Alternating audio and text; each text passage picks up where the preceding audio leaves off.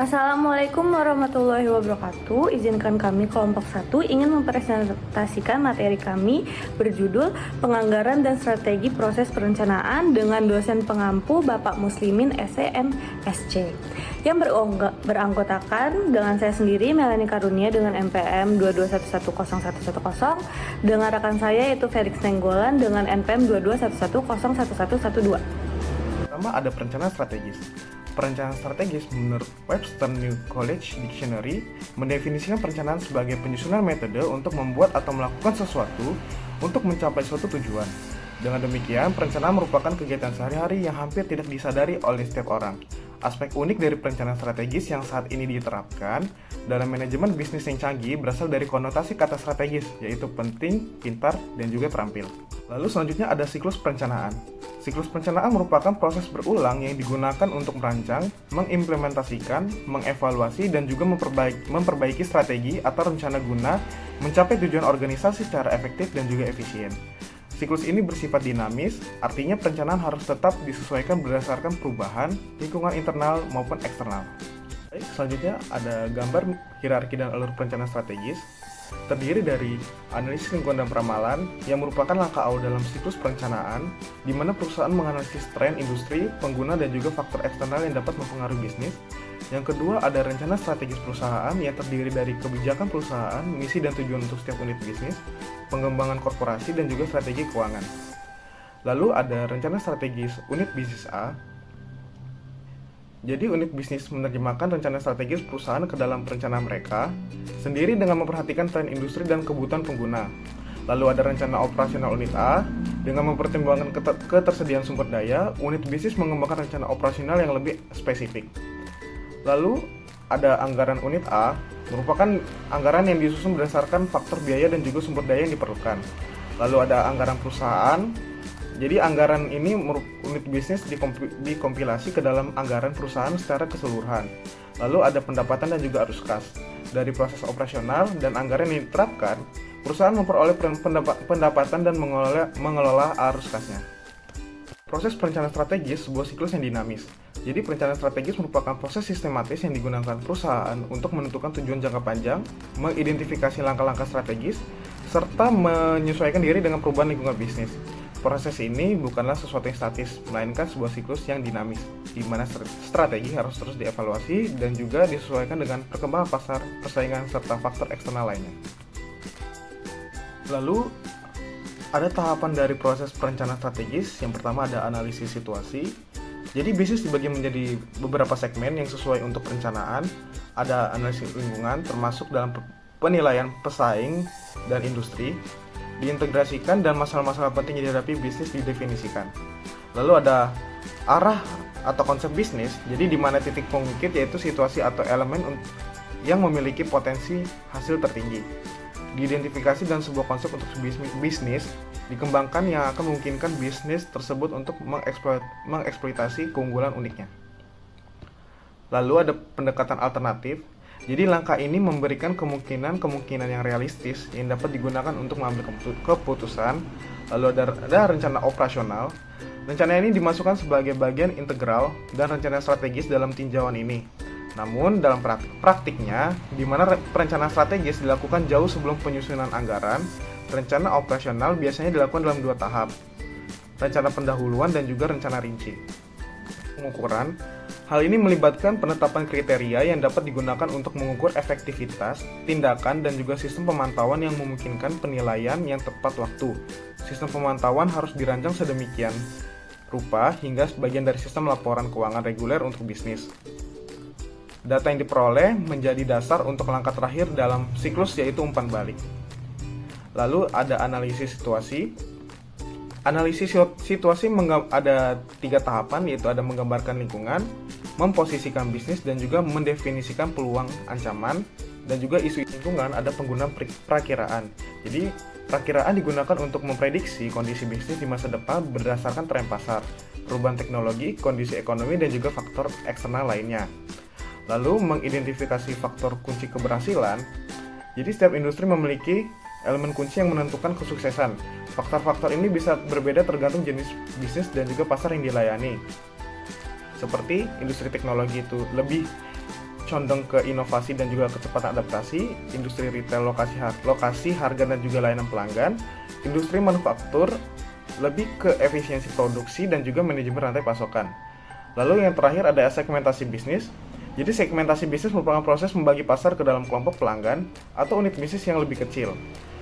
Ini memungkinkan perusahaan untuk menyusun strategi pemasaran dan produk sesuai dengan kebutuhan setiap segmen, menentukan prioritas investasi berdasarkan profitabilitas segmen tertentu. Lalu ada memposisikan bisnis. Memposisikan bisnis ada 3, ada kisi-kisi bisnis, peringkat daya tarik industri, dan juga kekuatan perusahaan pemeringkatan. Yang pertama ada kisi-kisi bisnis, merupakan model yang digunakan untuk mengelompokkan berbagai unit bisnis atau produk berdasarkan 2 faktor utama, yaitu ada daya tarik industri dan juga keunggulan kompetitif. Lalu ada peringkat daya tarik industri. Jadi peringkat ini digunakan untuk menilai apakah suatu industri layak untuk dimasuki atau dikembangkan lebih lanjut. Lalu yang terakhir ada kekuatan perusahaan dan pemeringkatan. Selain melihat industri secara keseluruhan, perusahaan juga harus mengevaluasi kekuatannya sendiri dalam industri tersebut. Berikut ada beberapa pertanyaan yang dapat diajukan. Apakah perusahaan memiliki merek yang kuat dan dikenal di pasar? Seberapa efisien operasional dan produksi dibandingkan pesaing? Dan apakah perusahaan memiliki keunggulan teknologi atau inovasi yang membedakan dari pesaing? Lalu ada menetapkan tujuan yang berbeda, ada peluang dan ancaman, dan juga masalah kritis. Peluang adalah faktor eksternal yang dapat dimanfaatkan untuk keuntungan perusahaan. Sedangkan ancaman merupakan tantangan eksternal yang dapat menghambat pertumbuhan perusahaan. Lalu masalah kritis merupakan tantangan utama yang harus diselesaikan agar perusahaan bisa mencapai tujuan strategisnya. Ada beberapa contoh masalah kritis yang sering dihadapi perusahaan, seperti kurangnya inovasi, efisiensi produksi yang rendah, dan juga persaingan tinggi di pasar. Selanjutnya ada matriks daya tarik industri dan kekuatan bisnis. Ada 2 komponennya, ada daya tarik industri. Jadi faktor ini menunjukkan seberapa menarik suatu industri bagi perusahaan. Lalu ada kekuatan bisnis, menunjukkan posisi kompetitif perusahaan dalam industri tersebut. Kedua komponen ini terbagi menjadi 3 level, ada tinggi, sedang, dan juga rendah. Interpretasi matriksnya, yang pertama ada bisnis dengan kekuatan tinggi. Daya tarik tinggi, perusahaan harus berinvestasi besar-besaran dan memperluas pasar secara agresif. Daya tarik sedang, perusahaan sebaiknya berinvestasi di segmen-segmen yang menjanjikan. Daya tarik rendah, perusahaan perlu mempertahankan keunggulan di segmen yang masih kuat. Lalu ada bisnis dengan kekuatan sedang. Daya tarik tinggi mengembangkan bisnis berdasarkan keunggulan yang ada dan juga menutupi kelemahan internal. Lalu dengan daya tarik sedang, melakukan segmentasi lebih lanjut untuk menemukan strategi produk yang berbeda. Lalu yang daya tarik rendah, tidak ada komitmen yang kuat, tetapi harus siap untuk mendivestasikan bisnis yang tidak menguntungkan. Lalu, dengan bisnis dengan kekuatan yang rendah, daya tarik tinggi mengambil peluang ceruk pasar, mencari strategi akuisisi. Dengan daya tarik sedang, berfokus pada efisiensi dan juga cash flow. Dan daya tarik rendah, keluar dari pasar atau memangkas unit bisnis yang tidak menguntungkan. Jadi kesimpulannya, matriks ini membantu perusahaan dalam menentukan strategi pertumbuhan investasi atau divestasi berdasarkan daya tarik industri dan kekuatan kompetitifnya. Selanjutnya ada evaluasi alternatif yang terdiri dari isu-isu kritis, yang dimana konsep yang diusulkan harus memberikan jawaban atau isu-isu utama dan pilihan yang teridentifikasi dalam analisis situasi. Yang selanjutnya ada manfaat dan resiko. Manfaat resiko ini harus diidentifikasi dan diperiksa ulang terhadap kesimpulan yang dicapai dalam analisis situasi. Selanjutnya ada keunggulan kompetitif, yaitu strategi yang berhasil mengembangkan atau mempertahankan keunggulan yang signifikan, keunggulan dibandingkan dengan pesaing. Yang terakhir ada berorientasi pada program, yang dimana alternatifnya harus cukup eksplisit untuk memungkinkan serangkaian operasi rencana yang akan segera diturunkan dari. Selanjutnya ada rencana operasional. Isi rencana operasional, operasi adalah pada dasarnya adalah ringkasan dari program-program aksi utama.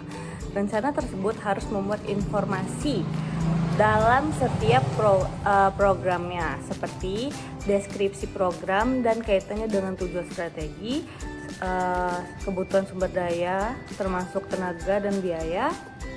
Selanjutnya ada hasil yang diharapkan, Selanjutnya ada jadwal waktu untuk mencapai poin-poin keputusan utama. Selanjutnya ada penugasan tanggung jawab dan dukungan atau masukan yang diperlukan dari organisasi lain di dalam perusahaan. Di sebelahnya ada ilustrasi atau format untuk merangkum dan menyajikan rencana operasional, yaitu ada ringkasan strategi program, kelompok produk atau divisi, strategi yang disarankan, strategi alternatif, terbaik kedua, program-program utama, dan deskripsi. Terletak pada kolom sebelah kiri. Sedangkan kolom sebelah kanan diisi dengan peluang atau ancaman masalah yang ditangani oleh strategi, alasan untuk tidak merekomendasikan alternatif, dan bagaimana cara menerapkan strategi. Oke, selanjutnya ada rencana operasional yang lainnya, ada konsistensi tindakan dengan pendekatan strategis dan komitmen yang berurutan. Konsistensi tindakan dengan pendekatan strategis adalah tindakan yang diuraikan dalam rencana operasional harus merupakan perluasan logis dari alternatif strategi yang dipilih. Sebelumnya dalam bab ini telah ditunjukkan bagaimana posisi bisnis dalam matriks 3x3 dapat digunakan sebagai panduan untuk mengembangkan konsep. Yang selanjutnya ada komitmen yang berurutan. Rencana operasional harus menyimbangkan antara kebutuhan untuk berkomitmen pada strategi dengan kebutuhan untuk mempertahankan fleksibilitas yang cukup untuk memungkinkan perubahan atau pergeseran ketika informasi baru tersedia untuk menyelesaikan ketidakpastian yang ada pada saat rencana disiapkan. Selanjutnya ada pengukuran dan umpan balik. Pengukuran adalah konsep rencana strategis yang dinamis di mana hasil aktual dibandingkan dengan ekspektasi dan revisi dibuat untuk mengakomodasikan rencana tersebut. Sangat penting untuk menggunakan rencana sebagai alat manajemen dalam menjalankan bisnis. Setiap program dalam rencana operasional harus memiliki hasil yang terukur dan dapat diukur sebagai tujuan. Hasil tersebut juga harus bergantung pada waktu. Rencana tersebut harus menentukan hasil sementara, bukan hanya tujuan akhir, yaitu terutama jika program tersebut berdurasi relatif panjang. Selanjutnya ada umpan balik, yaitu rencana strategis dapat digunakan secara efektif sebagai panduan manajemen sehari-hari hanya jika pengukuran objektif ditetapkan untuk rencana tindakan dan hasilnya dibandingkan dengan tujuan ini secara berkala. Selanjutnya ada perencanaan kontingensi.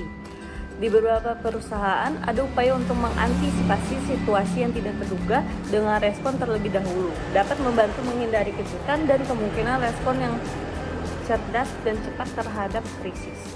Ada dua rencana kontingensi, yaitu menentukan titik pemicu dan menyusun tanggapan terhadap acara. Menentukan titik pemicu pada langkah ini indikatornya yang memperingatkan kita akan kejadian yang akan datang diidentifikasikan, dan setiap orang ditugaskan untuk melacak indikator ini dan memperingatkan ketika kejadian tersebut tampaknya akan segera terjadi. Ya, selanjutnya ada menyusun tanggapan terhadap acara. Pendekatannya sama seperti yang dijelaskan sebelumnya. Di bagian umpan balik, perbedaannya dari asumsi kasus dasar dievaluasi untuk menentukan dampaknya terhadap penilaian situasi bisnis dan posisi bisnis. Terakhir ada masalah dalam menerapkan sistem perencanaan strategis formal yang terdiri dari 10. Yang pertama ada asumsi manajemen puncak bahwa mereka dapat mendelegasikan fungsi perencanaan kepada perencana. Yang kedua ada manajemen puncak menjadi terlalu asik dengan masalah-masalah saat ini sehingga mereka menghabiskan waktu yang tidak memadai untuk perencanaan jangka panjang, dengan hasil bahwa tersebut menjadi tidak dipercaya di antara manajer dan staf lainnya. Yang ketiga ada kegagalan untuk mengembangkan tujuan perusahaan yang sesuai sebagai dasar untuk merumuskan rencana jangka panjang. Yang keempat ada kegagalan untuk memastikan keterlibatan yang diperlukan dalam proses perencanaan personel lini utama. Yang kelima ada gagal menggunakan rencana sebagai standar untuk mengukur kinerja manajerial. Yang keenam ada kegagalan untuk mencapai iklim di perusahaan yang menyenangkan dan tidak resisten terhadap perencanaan. Yang ketujuh ada dengan asumsi bahwa perencanaan komprehensif perusahaan adalah sesuatu yang terpisah dari keseluruhan proses manajemen. Yang kedelapan adalah menyuntikkan begitu banyak formalitas ke dalam sistem sehingga tidak memiliki fleksibilitas, kelonggaran, dan kesederhanaan sehingga menghambat kreativitas. Yang kesembilan adalah kegagalan manajemen puncak untuk meninjau kembali rencana jangka panjang yang telah mereka susun bersama kepala departemen dan divisi. Yang terakhir adalah manajemen puncak secara konsisten menolak mekanisme perencanaan formal dengan membuat keputusan intuitif yang bertentangan dengan rencana formal.